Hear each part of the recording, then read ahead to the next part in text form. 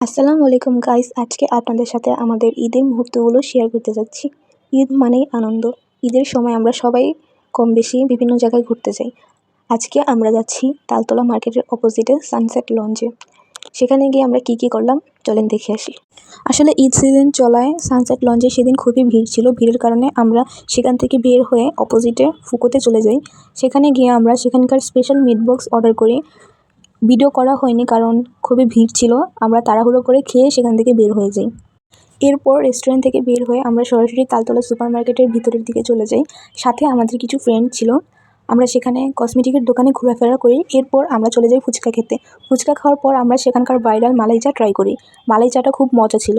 Market থেকে বের হয়ে আসার সময় সামনে কিছু ফুলের দোকান দেখতে পাই। এরপর ফুলের দোকানের ভিতরে গিয়ে কিছু প্রয়োজনীয় জিনিসপত্র কিনে নিলাম। এরপর সব কেনাকাটা ও ঘোরাফেরার শেষে আমরা নিজেদের মতো যার যার বাসায় চলে আসলাম।